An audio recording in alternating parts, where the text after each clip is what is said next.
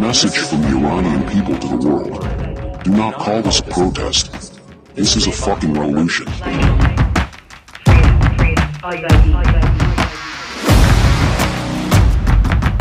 المرأة حياة حرية جن جيان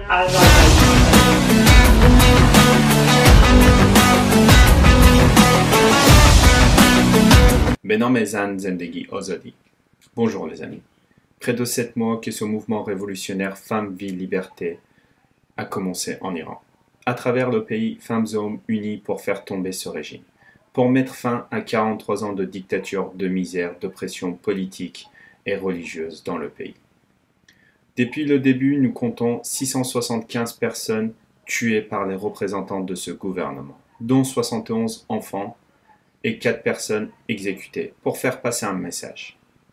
En effet, ce gouvernement, pour calmer les manifestations et arrêter tout mouvement contre eux, réagit avec la violence. Ce qui explique aussi l'essoufflement des manifestations. Aujourd'hui, on compte des milliers de personnes emprisonnées, des partisans et des partisanes de ce mouvement révolutionnaire. Malgré une réaction violente de ce gouvernement, les Iraniens sont plus que jamais déterminés pour aller jusqu'au bout de cette révolution. Le combat continue. Les femmes refusent toujours de porter le voile obligatoire. Écriture de slogans sur les murs. Destruction de la propagande de la République islamique. Des manifestations de nuit, de jour, rassemblements sur les tombes des victimes de cette révolution. Dans cette vidéo, nous allons voir quelques faits marquants de ces 7 derniers mois. Comment ce gouvernement réagit face aux femmes qui refusent de porter le voile obligatoire? Amende, interdiction de quitter le pays, interdiction d'exercer certains métiers, privation de certains services publics, saisie de véhicules. Les sanctions sont aussi valables pour les établissements qui accueillent les femmes sans voile. Fermeture de restaurants, de bibliothèques, de parcs, de magasins, de centres commerciaux. Et ceux qui encouragent les femmes à ne pas respecter le port de voile obligatoire risquent maximum 10 ans d'emprisonnement. Revenons sur cette vidéo sur laquelle on voit 2 femmes se faire agresser dans une épicerie parce qu'elles ne portaient pas le voile. Dans un pays normal, l'agresseur est arrêté, jugé et sanctionné. Avec la République islamique en Iran, il y a eu un mandat d'arrêt pour les 2 femmes et l'établissement a été fermé quelques jours. Pour mener ce combat contre le non-respect du port de voile, l'État emploie des gens pour agresser ces femmes, les filmer et les prendre en photo. Et bientôt, il y aura des caméras installées dans les rues pour pouvoir les arrêter plus facilement.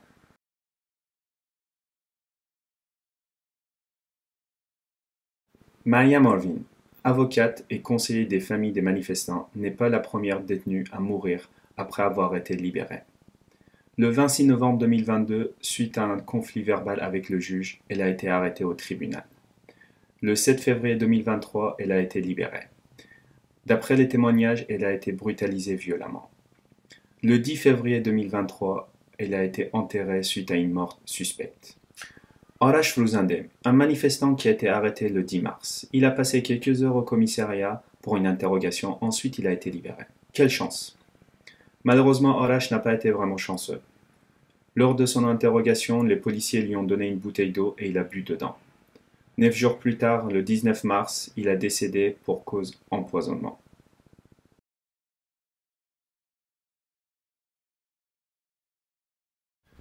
Maintenant, parlons des journalistes qui ont été arrêtés parce qu'ils ont fait leur métier. En effet, ces journalistes ont été arrêtés parce qu'ils ont couvert les événements liés à toutes ces manifestations contre le régime. Niloufar Hamedi, elle s'est rendue à l'hôpital où se trouvait Mahsa Amini dans le coma avant qu'elle soit décédée. Eloré Mohammadi, elle s'est rendue à la ville d'origine de Mahsa Amini pour couvrir les funérailles de cette jeune fille. Aujourd'hui, l'État les a arrêtés et les accuse d'être des agents de CIA. Elles risquent la peine de mort si elles sont inculpées d'espionnage. Nazila Maroufian, une autre journaliste qui a été arrêtée parce qu'elle a interviewé le père de Mahsa Amini. Elle a posté son article sur le site d'information Mostarel.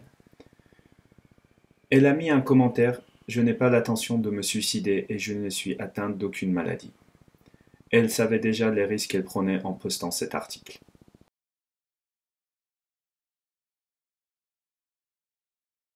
Samaneh Asghari, condamnée à 18 ans de prison. Elle fait face à des accusations très graves. Perturbation de l'ordre public, incitation à la haine, incitation au combat, incitation à la violence, propagande contre l'État, etc., etc., etc. Qui est vraiment Samaneh? Samaneh est une étudiante en ingénierie en génie industriel. Elle est aussi une militante des droits des enfants. Durant ces mouvements, elle s'est battue pour défendre les droits des enfants, notamment les enfants qui ont été tués par le gouvernement et les représentants de ce gouvernement. À quoi elles devront faire face ces guerrières lorsqu'elles sont en prison en Iran? Pression physique, psychologique, torture, viol. Prenons l'exemple d'Almita Abbasi, accusée d'avoir fabriqué des cocktails Molotov et être leader des manifestants contre l'État. Plus de 100 jours qu'elle est en prison. Le 2 janvier, elle a été hospitalisée car elle se trouvait dans un état très critique. Lors de son hospitalisation, les médecins ont constaté une hémorragie du rectum, à cause des viols répétés.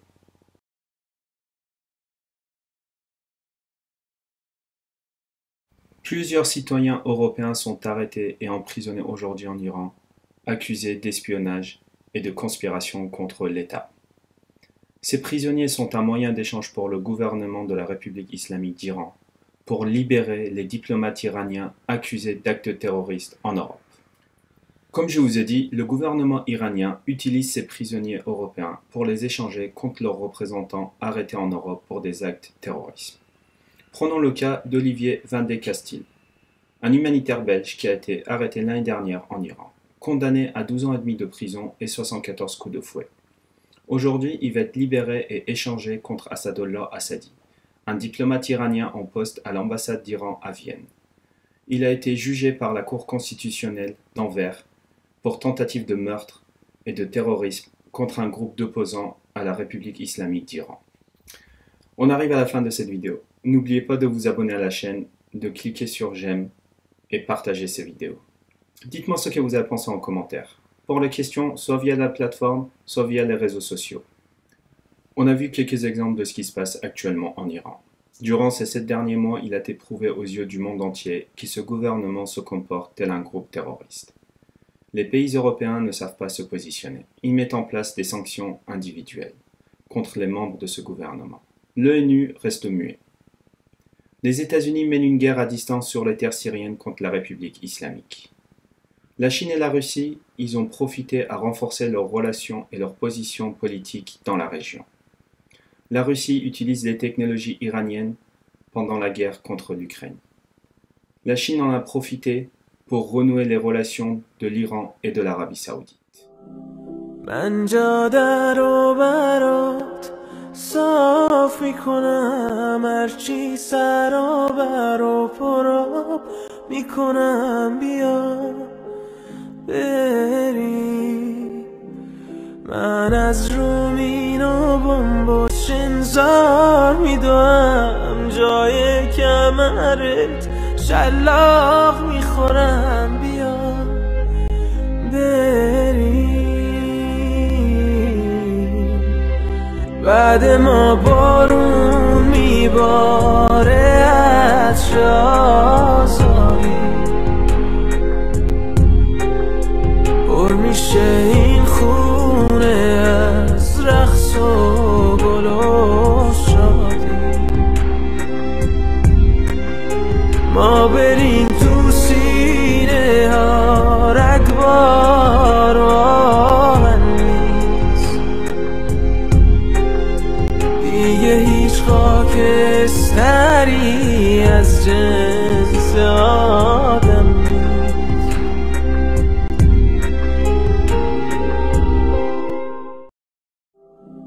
من جاده رو برات صاف میکنم هرچی سرابر و پراب میکنم بیا بری من از رومین و بمب و شنزار میدوم جای کمرت شلاق میخورم بیا بری بعد ما بارون میباره از آزادی، پر میشه این خونه از رقص و گل و شادی. ما بریم تو سینه ها رگبار و آهن نیست، دیگه هیچ خاکستری از جن